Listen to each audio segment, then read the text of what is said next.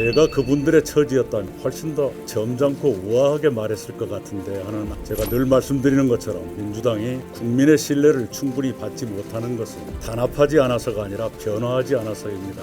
근데 늘 제가 말씀드린 것처럼 뜻을 같이 하는 사람들은 누구라도 협력할 용의가 있습니다. 또 협력해야 합니다.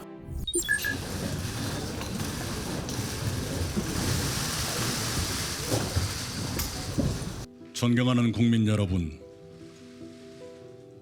더불어민주당 당원 여러분, 오늘 저는 24년 동안 몸담았던 민주당을 벗어나 새로운 위치에서 새로운 방식으로 대한민국에 봉사하는 새로운 길에 나서기로 했습니다. 민주당은 저를 포함한 오랜 당원들에게 이미 낯선 집이 됐습니다. 민주당이 자랑했던 김대중과 노무현의 정신과 가치와 품격은 사라지고 폭력적이고 저급한 언동이 횡행하는 1인 정당, 방탄 정당으로 변질했습니다. 민주당의 피폐에는 저의 책임도 있다는 것을 인정합니다. 저의 그런 잘못을 후회하면서 국민과 당원 여러분께 사과드립니다. 저는 지금의 민주당이 잃어버린 민주당 본래의 정신과 가치와 품격을 지키고 실현하기 위해 새로운 길에 나섭니다. 윤석열 정부는 검찰공화국을 거의 완성했습니다. 민주당은 스스로의 사법 리스크로 검찰 폭주를 제어하지 못하고 있습니다. 지금의 정치로는 대한민국을 살릴 수 없습니다. 무능하고 부패한 거대 양당이 진영의 사활을 걸고 극한투쟁을 계속하는 현재의 양당 독점 정치 구조를 깨지 않고는 대한민국이 온전하게 지속될 수 없습니다. 타협과 조정의 다당제를 시작해야 합니다. 4월 총선이 그 출발이 되도록 국민 여러분께서 도와주시기 바랍니다. 무능한 정치를 유능한 정치로, 투쟁의 정치를 생산의 정치로, 부도덕하고 부패한 정치를 도덕적이고 깨끗한 정치로 바꾸도록 힘을 보태겠습니다. 그 길에 뜻을 같이 하는 사람이라면 누구든지 힘을 모아야 합니다. 잘못을 알면서도 모른 척하는 것은 비겁한 죄악입니다. 김대중 대통령은 행동하지 않는 양심은 악의 편이라고 말씀하셨습니다. 저는 무능하고 부패한 정치가 대한민국을 더는 망가뜨리지 못하도록 싸우겠습니다.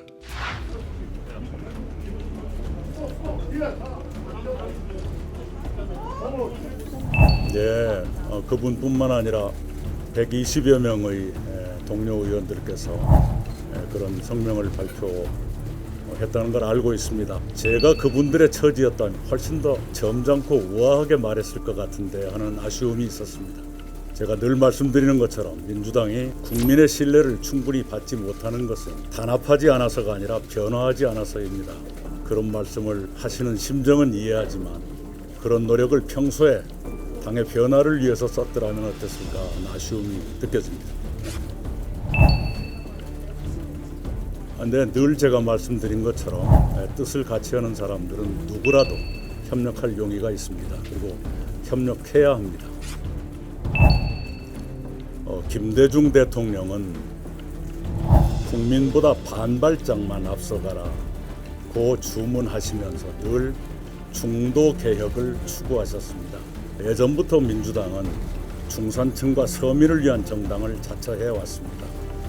그런데 지금 민주당이 과연 중산층과 서민의 신뢰를 충분히 받고 있는가?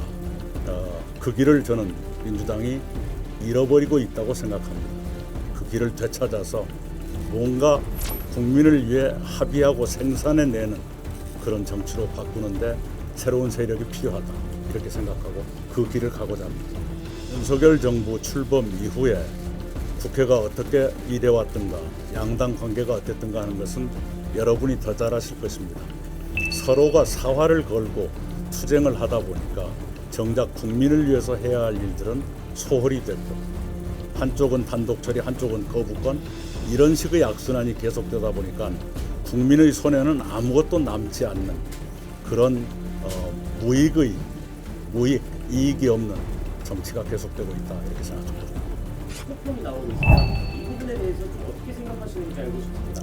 원래 대중정당에는 일정한 스펙트럼이 있게 마련입니다. 과거에도 그랬고 지금도 그렇습니다.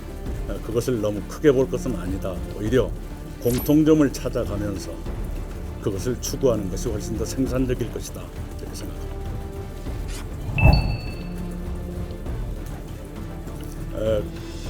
지금 김대중 노무현 정신은 전설 같은 유산이 돼 있는데 문재인 정신과 가치는 현재 진행형이라서 역사에 올리기는 아직은 좀 빠르지 않나.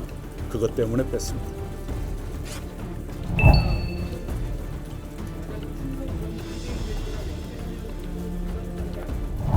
네, 다른 그 경로를 다른 경로를 거쳐오신 분들과도 함께 할 수 있는 것이죠. 그럼에도 불구하고 각 개개인의 가치관이라든가 하는 것은 존중돼야 하는 것이고, 그리고 그런 차원에서 저는 죽는 날까지 그 정신을 지켜가겠다 이렇게 다짐을 했습니다. 네.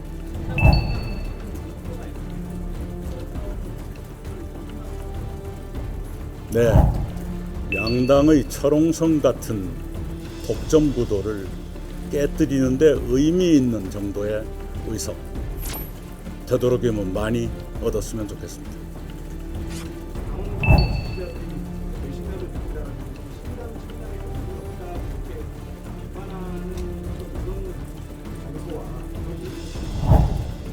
네, 충분히 이해를 하고요. 그 점은 제가 마음 아프게 생각합니다.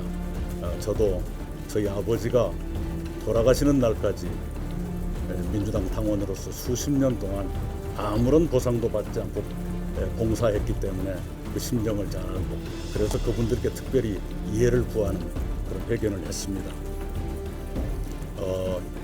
이런 고민을 제가 했었습니다. 지금 민주당에 남아서 아무 말도 못하는 채로 따라다니면서 선거에서 간간히 응원이나 하는 것이 더 가치 있는 일일까? 아니면 새로운 정치를 갈망하는 수많은 국민들께 길동무라도 되드리는 것이 더 가치 있는 일일까? 이 두 가지를 놓고 고민했습니다. 후자가 더 가치 있는 일이라고 결론을 냈습니다.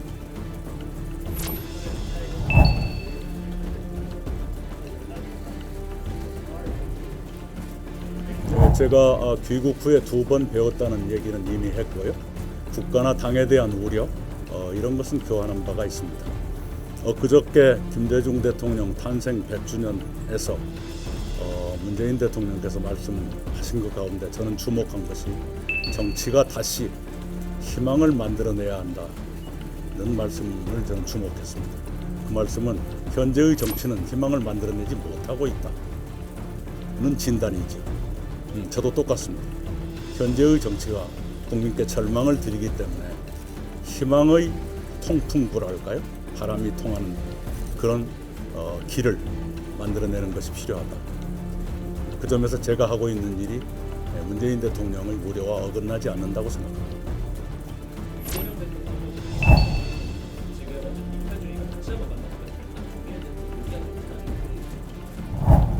그렇게 할 것 같지는 않습니다.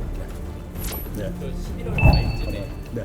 11월 말쯤부터 당을 비판하신 발언이라든지 탈당을 시사하는 발언들이 있었고 지금 한 달 반에서 2달 가까이 지났습니다. 그 시간 동안 탈당을 결심하게 된 딱 하나의 계기라던가 시점이 있다면 또는 뭐 가장 아쉬웠던 시점이 있다면 어떤 것들이 있습니까? 네, 그 얘기는 뭐 따로 할 건 없고요. 굉장히 어떤 단일 사건 때문에 갑자기 생각이 바뀌거나 그렇지는 않습니다.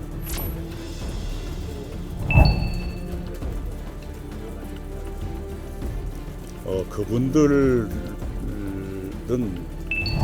저와 마찬가지로 대단히 책임 있는 역할을 당과 국가에서 했었더랬죠. 그리고 그동안에 세 사람이 함께 모이지는 않았지만 1대1로 만나서 국가와 당을 걱정하는 그런 문제의식은 공유한 바가 있습니다. 그러나 앞으로 어떻게 하자는 얘기는 누구도 거론하지 않았습니다.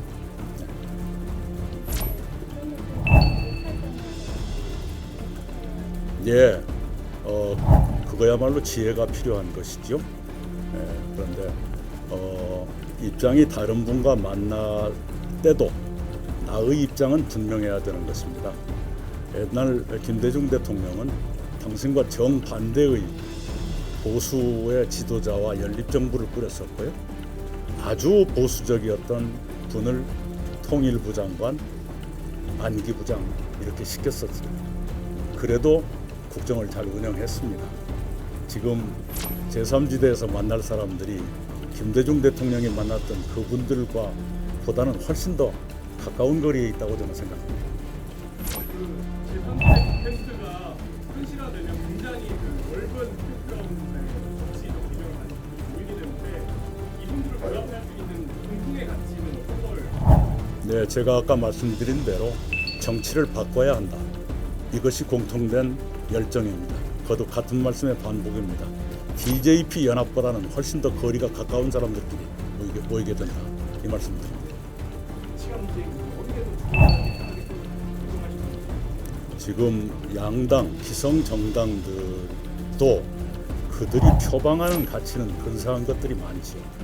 그렇게 보지 마시고 실제로 그들이 해왔던 것이 무엇인가 이걸 봐주시기 바랍니다. 특권 없는 정치, 그게 새롭지 않은 구호다라고 말씀하실지 모르지만 현실은 정치가 특권으로 뒤범벅이 되어 있지 않습니까? 그것 때문에 국가기강이 무너지고 있지 않습니까? 그걸 바로잡겠다는 것은 새로운 것이고 중요한 것입니다.